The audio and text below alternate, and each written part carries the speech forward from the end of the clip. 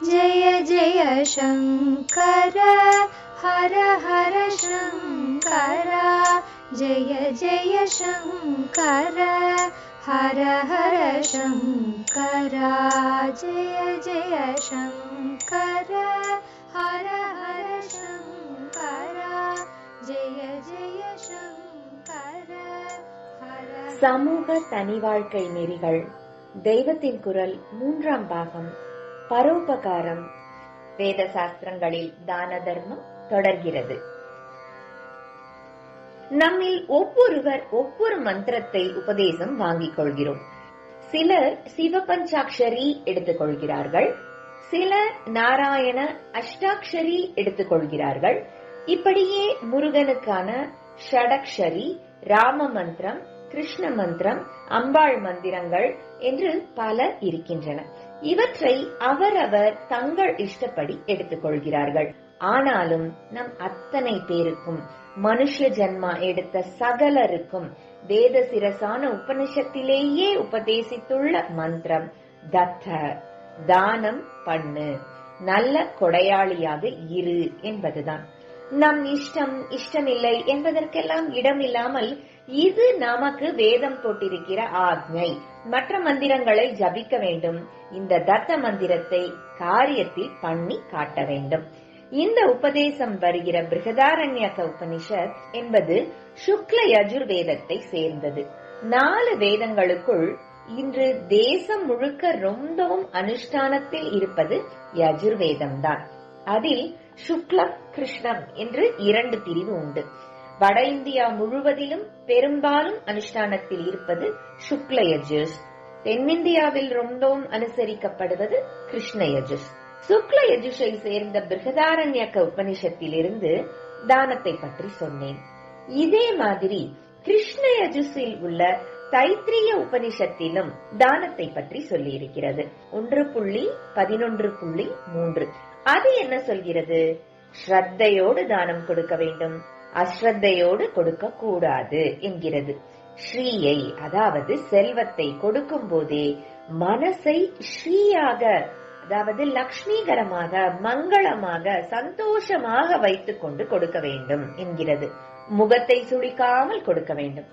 ஸ்ரீயின் நிறைவுதான் ஸ்ரேயஸ் என்பது. மனசில் ஸ்ரீயுடன், மனமலர்ச்சியுடன் கொடுத்தால் இந்த தானத்தின் பலனாக ஸ்ரேயஸ் கிடைக்கிறது.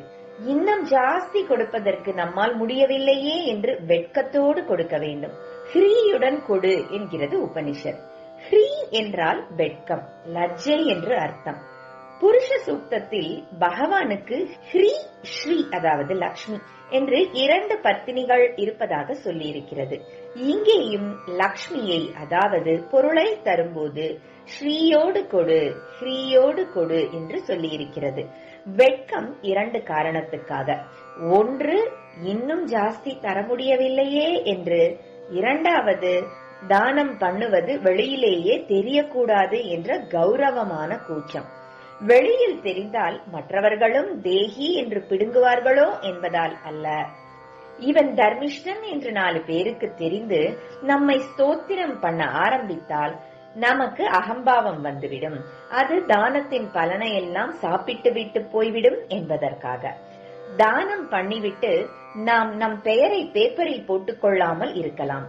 ஆனாலும் எப்படியாவது 4 பேருக்கு நாம் தானம் பண்ணினதை நைசாக தெரியப்படுத்த வேண்டும் என்கிற எண்ணம் உள்ளூர இருந்தால் அதுவும் தோஷம்தான். அந்த 4 பேர் நாம் தானம் பண்ணினதற்காக ஒரு பங்கு கொண்டாடினால் அதோடு பண்ணின தானத்தை வெளியிலே தெரிவிக்காமல் எத்தனை உத்தமமான குணம் என்று 10 பங்கு ஸ்தோத்திரம் பண்ணுவார்கள். மனசுக்குள் நாம் இந்த ஸ்தோத்திரத்துக்கு ஆசைப்பட்டு விட்டால் பேப்பரில் போட்டுக்கொள்வதை விட இதுவே பெரிய தோஷமாகிவிடும். ஆனாலும் இப்படியெல்லாம் ஆசை கீசை தலை தூக்கி கொண்டுதானே இருக்கிறது. அது தலையை தூக்க ஒட்டாமல் அழுத்தி வைக்க என்ன பண்ணலாம்? ஒன்று பண்ணலாம் என்று தோன்றுகிறது.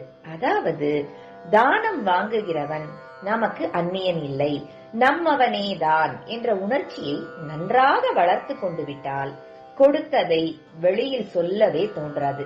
நம் குழந்தைக்கு அல்லது நெருங்கிய பந்துக்களுக்கு நாம் ஏதாவது செய்தால் அதை வெளியில் விளம்பரம் செய்து கொள்வோமா? அதே மாதிரிதான் எவரும் நமக்கு பந்துதான். சகல ஜந்துக்களும் ஒரே பார்வதி பரமேஸ்வராளின் குழந்தைகள் தான்.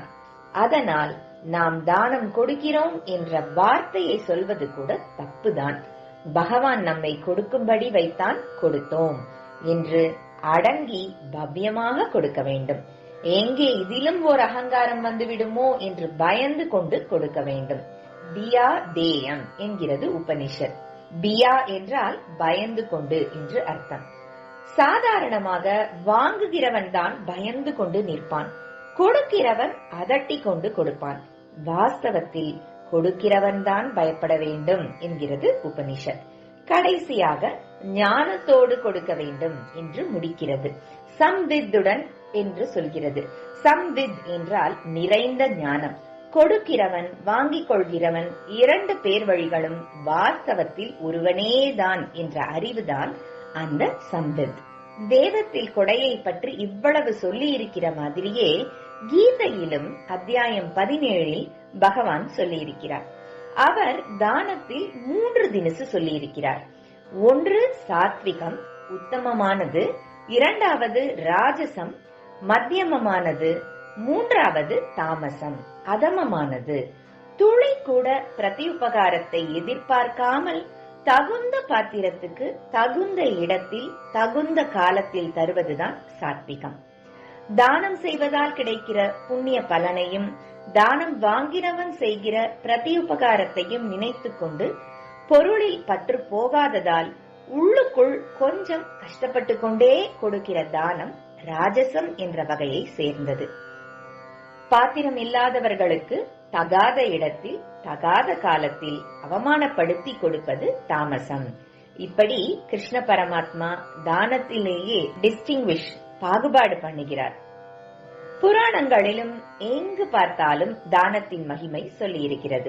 இன்ன மாசத்தில் இன்ன இடத்தில் இன்னாருக்கு இன்ன தானம் பண்ணினால் இன்ன பலன் என்று நிறைய சொல்லி இருக்கிறது. துலா மாசத்தில் தானம் விசேஷம், கங்கா தீரத்தில் தானம் விசேஷம் என்கிறார் போல.